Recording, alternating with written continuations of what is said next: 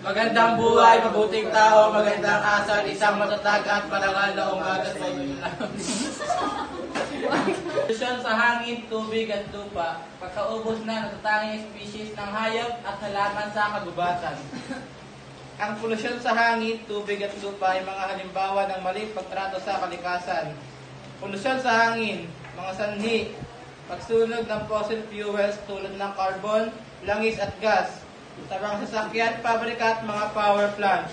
Epekto, mga sakit sa baga, pagbabago sa klima, pagkasira ng ozone layer. Polusyon sa tubig, mga sanhi, pagkatapon ng dumi mula sa mga pabrika, mga wastewater, treatment plant at mga sakahan.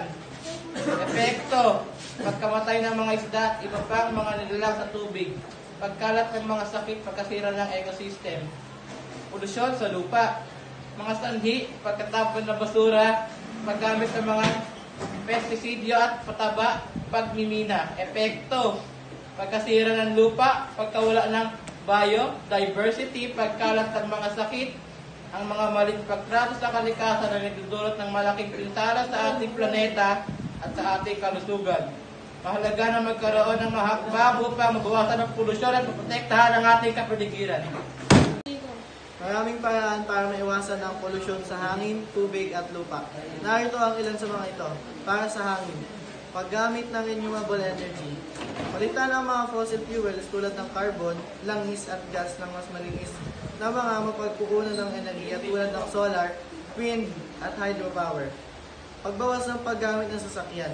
Maglakad, magbisikleta o gumamit ng pampublikong transportasyon upang mabawasan ang emisyon ng mga sasakyan. Paggamit ng energy-efficient appliances. Pumili ng mga appliances na gumagamit ng mas kaunting enerhiya. Pagtatanim ng mga puno. Ang mga puno ay nag-absorb ng carbon dioxide at naglalabas ng oxygen para naman sa tubig. Pagbawas ng paggamit ng tubig. Magtipid sa paggamit ng tubig sa bahay at sa trabaho. Pag-iwas sa pagtatapon ng dumi sa ilog at karagatan. Siguraduhin ang mga wastewater treatment plant ay gumagana ng maayos. Paggamit ng biodegradable products. Gumamit ng mga produktong hindi nakakapinsala sa kapaligiran. Para sa lupa, pag-iwas sa pagtatapon ng basura, mag-recycle at mag-compose ng basura. Paggamit ng organic fertilizers. Gumamit ng mga pataba na gawa sa natural na materyales. Pag-iwas sa paggamit ng pesticides. Gumamit ng mga alternatibong paraan ng pagkontrol ng mga peste. Ang pag-iwas sa polusyon ay isang responsibilidad ng bawat isa sa pamamagitan ng paggawa ng mga maliliit na nagpababago sa ating mga pang-araw-araw na buhay. Makatutulong tayo sa pagprotekta sa ating kapaligiran at sa ating kalusugan. Republic Act 9275, Philippine Clean Water Act of 2004. Layunin nitong protektahan ang kalidad ng ating mga tubig. Nagtatakda ito ng mga pamantayan sa kalidad ng tubig. Nagbibigay kapangyarihan sa pamahalaan na magpatupad ng mga programa para sa pagkontrol ng polusyon sa tubig at nagpapataw ng mga parusa sa mga lumalabag.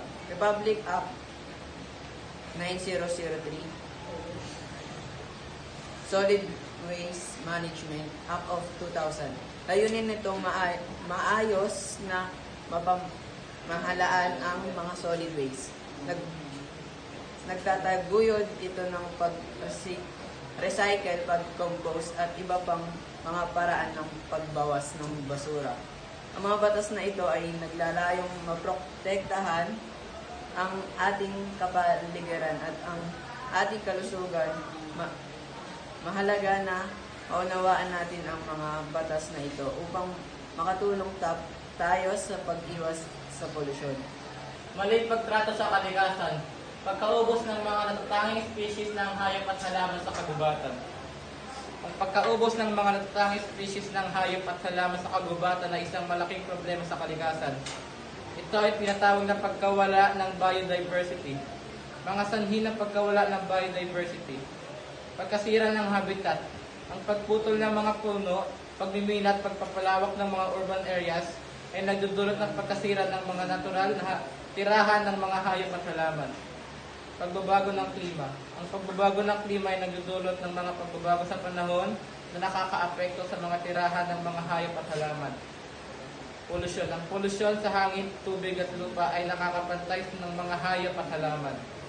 Pangangaso at pangingisda. Ang labis na pangangaso at pangingisda ay nagdudulot ng pagbaba ng polusyon ng mga ilang mga species. Mga epekto ng pagkawala ng biodiversity.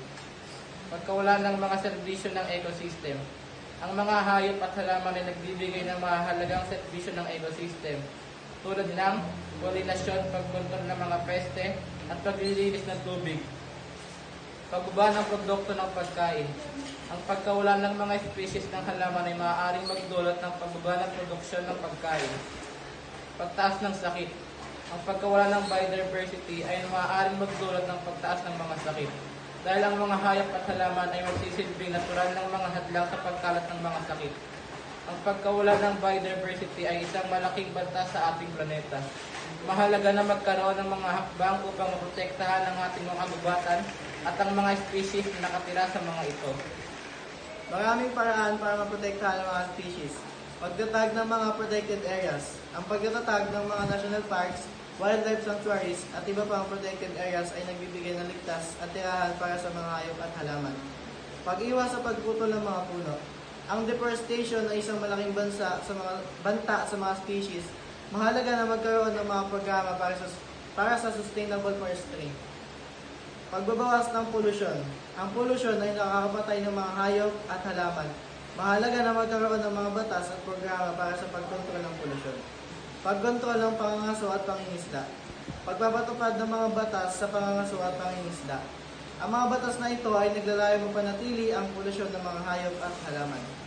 Pagpapalaganap ng sustainable fishing practices. Ang overfishing ay nagdudulot ng pagbababa ng populasyon ng mga isda. Mahalaga na magkaroon ng mga programa para sa sustainable fishing. Pagpapalaganap ng kamalayan. Edukasyon. Ang pagtuturo sa mga tao tungkol sa kahalagahan ng biodiversity ay mahalaga upang mapanatili ang mga species. Pagsuporta sa mga organisasyon na nagtataguyod ng pangangalaga ng kalikasan. Maraming mga organisasyon ang nagtatrabaho upang maprotektahan ang mga species. Maaari tayong magbigay ng suporta sa pamamagitan ng pagbibigay ng donasyon o pagiging voluntaryo. Ang pagprotekta sa mga species ay isang responsibilidad ng bawat isa. Sa pamamagitan ng paggawa ng mga maliliit na pagbabago sa ating pang-araw-araw na buhay. Makakatulong tayo sa pagpapanatili ng biodiversity at pagprotekta sa ating planeta. Maraming batas sa Pilipinas ang naglalayong protektahan ng mga matatang species ng hayop at halaman sa kagubatan.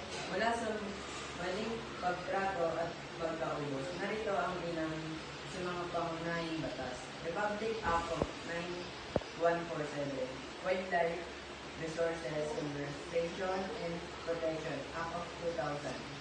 Ito ang pangunahing batas na nagre-regula sa pangangalaga ng mga wildlife resources sa Pilipinas. Nagtatakda ito na mga pamantayan para sa pangangalaga ng mga hayop at halaman.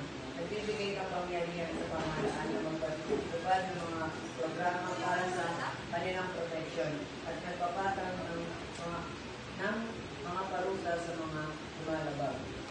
Republic Act 7586, National Integrated Protection Area System, Act of 1992. Ang batas na ito ay nagtataguyod ng pagtatag ng mga protected area upang protektahan ang mga mahalagang ecosystem. Kasama na ang mga kagubatan, ang mga protected areas ay nagsisilbing tirahan para sa maraming species ng hayop at halaman. Republic Act 9003, Ecological Solid Waste Management Act of 2000, bagamat hindi direktang nakatuon